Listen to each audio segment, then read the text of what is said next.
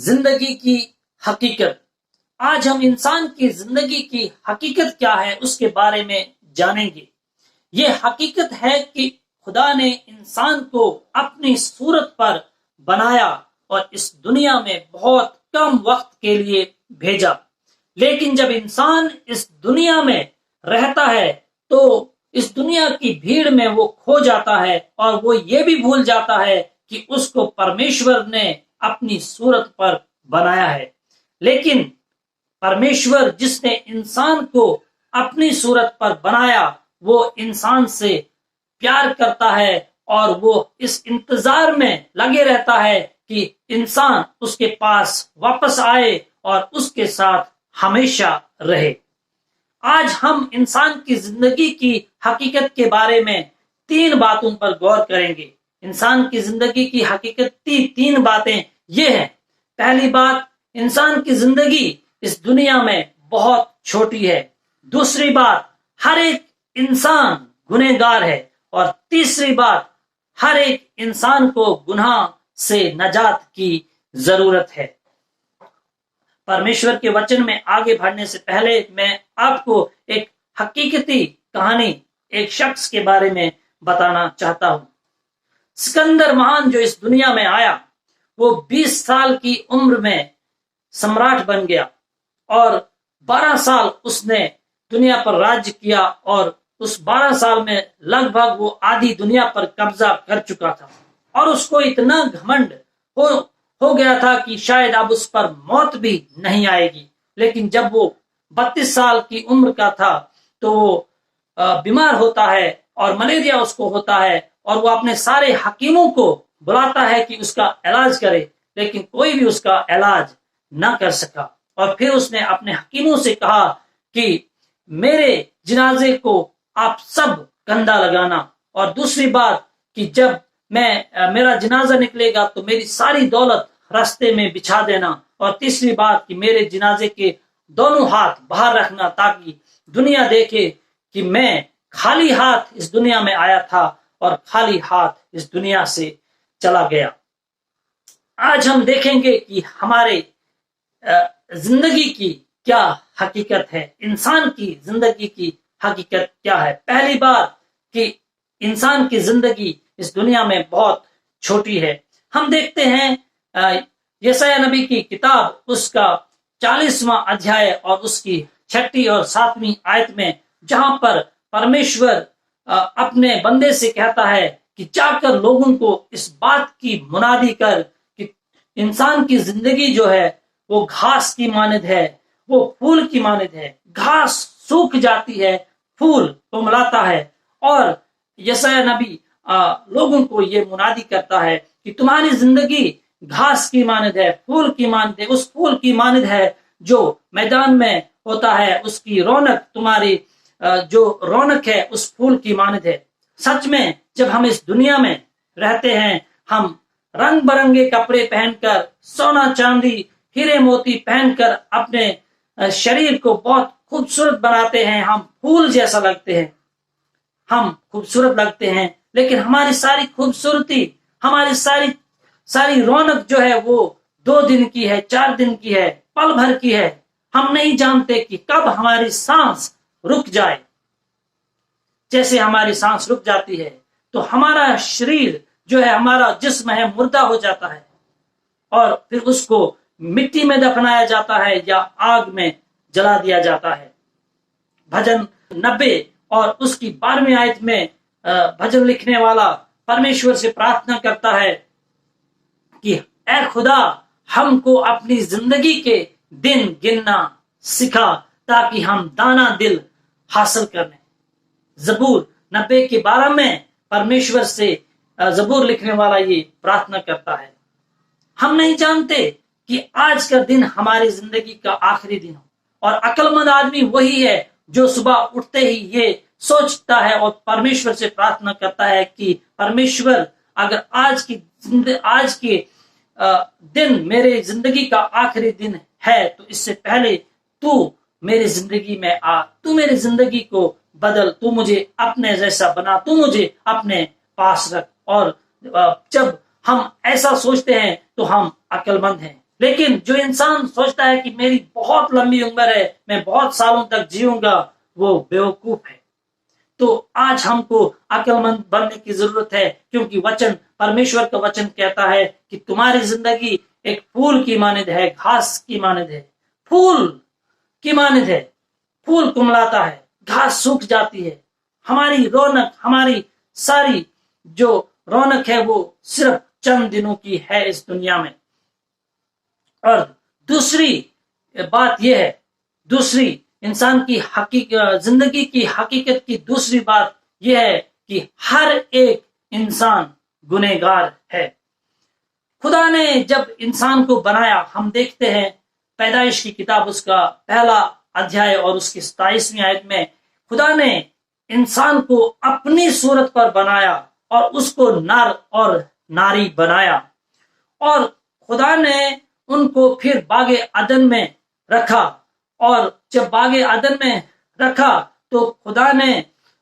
مرد اور عورت سے کہا کہ اس باغ کی تم نگہبانی کرو، اور جب جس باغ میں خدا نے انسان کو رکھا اور کہا کہ اس میں سے ایک درخت ہے جو نیکی اور بدی کا درخت ہے، اس کا پھل تم نہ کھانا، لیکن انسان نے، عورت اور مرد نے اس پیڑ کا، اس درخت کا پھل کھایا اور پرمیشور کے خلاف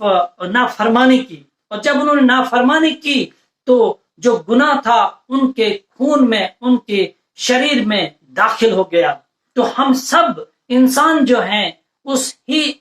پہلے انسان یعنی آدم کی نسل ہیں، ہم سب اسی کی نسل میں سے ہیں، اور ہم ہر ایک انسان کی زندگی میں گناہ ہے، ہمارے اندر بھی خون میں، سوچ میں، ہمارے خیالات میں گناہ ہے۔ اس لیے بائبل مقدس میں لکھا ہے، رومیو کی کتاب اس کا 3 ادھیائے اور اس کی 23ویں آیت میں لکھا ہے کہ ہر ایک انسان نے گناہ کیا اور وہ خدا کے جلال سے محروم ہے، اور رومیو 3:10 میں بھی لکھا ہے کہ کوئی بھی راست باز نہیں، ایک بھی نہیں، یعنی ہر ایک انسان جو ہے وہ گنہگار ہے، اس میں سے کوئی بھی راست باز نہیں ہے، اور ہم سب جو ہیں وہ گنہگار ہیں۔ انسان کی زندگی کی تیسری بات یہ ہے کہ ہر ایک انسان کو نجات کی ضرورت ہے، یعنی ہم کو ادھار کی، مکتی کی ضرورت ہے، کیونکہ ہم سب نے گناہ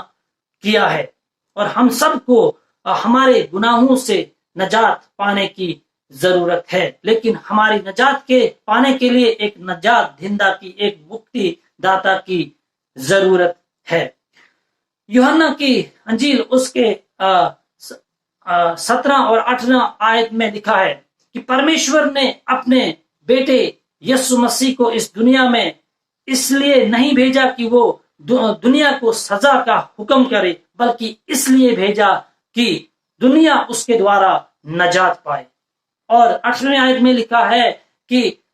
جو کوئی اس پر ایمان رکھتا ہے وہ نجات پا چکا ہے، لیکن جو کوئی اس پر ایمان نہیں رکھتا اس پر سزا کا حکم ہو چکا۔ اس لیے سزا کا حکم ہو چکا کیونکہ وہ خدا کے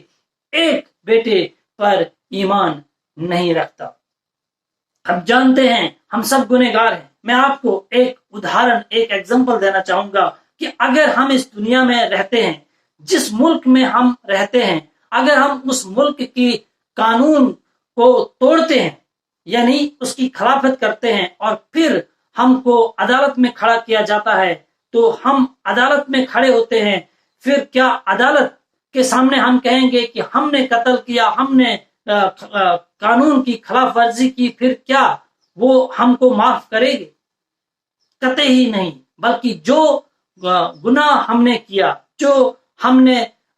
قانون توڑا، اس کی سزا ہم کو ضرور وہ دے گی۔ اور اسی طرح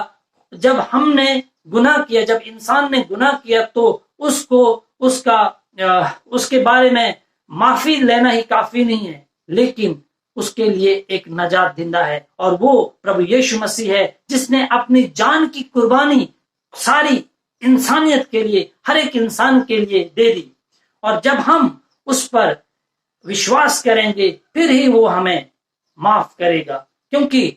हमने गुनाह किया और सजा हमको तो मिलनी है गुनाह की, लेकिन जब हमको सजा मिलनी थी वहां पर प्रभु यीशु मसीह आता है और वो कहता है कि इसको छोड़ दो, इसके बदले मैं अपनी जान देता हूं। और नजात किसी भी दुनिया के और नाम में नहीं है, कहीं पर भी नजात नहीं है, लेकिन नजात अगर है तो वो सिर्फ और सिर्फ प्रभु यीशु मसीह के नाम में है, क्योंकि एमाल की किताब उसके 4:12 में लिखा है कि आसमान के तले और आदमियों के दरमियान कोई दूसरा नाम नहीं जिसके नाम में नजात हो, सिर्फ प्रभु यीशु मसीह के नाम में ही नजात है। और प्रभु यीशु मसीह ने कहा कि राह, हक और जिंदगी मैं हूं, मेरे वसीला के बगैर कोई भी बाप के पास नहीं आता। यानी जब तक ना हम प्रभु यीशु मसीह पर ईमान लाते हैं कि वो ही खुदा है और उसको अपना नजात दिंदा मानते हैं, तब तक हमारी नजात नहीं होगी। और अगर हमारी नजात नहीं होती तो जो मौत के बाद जिंदगी है, यानी मौत के बाद भी एक जिंदगी है जिसको हमेशा की जिंदगी कहते हैं, तो अगर हमने नजात पाई तो हम स्वर्ग में जाएंगे, हम प्रभु यीशु मसीह के साथ रहेंगे, हम खुदा की बादशाही में रहेंगे। लेकिन जिस इंसान ने नजात नहीं पाई वो गुनहगार ही रहेगा और उसको हमेशा हमेशा के लिए नरक की आग में डाल दिया जाएगा। नरक की आग में दांतों का पीसना होगा, चिल्लाना होगा और वो हमेशा की मौत होगी और वहां पर कोई भी एक बूंद पानी तक नहीं देगा। आज आपको और मुझे अपनी जिंदगी पर गौर करने की जरूरत है। हम सबको नजात चाहिए, हम सब इंसान हैं और हमारी जिंदगी इस दुनिया में बहुत छोटी है, हम सब गुनहगार हैं और हम सबको नजात की जरूरत है। आज आपके पास, मेरे पास, हर एक इंसान के पास जो भी जिंदा है उसके पास बेहतरीन मौका है कि वो प्रभु यीशु मसीह के पास आए और उसको अपना नजात दिंदा, अपना मुक्तिदाता मानकर उस पर विश्वास करके उसके वचन पर अमल करके उसके साथ चले, ताकि वो हमेशा की जिंदगी पाए और वो हमेशा खुदा की बादशाही में रहे। परमेश्वर आप सबको आशीष दे।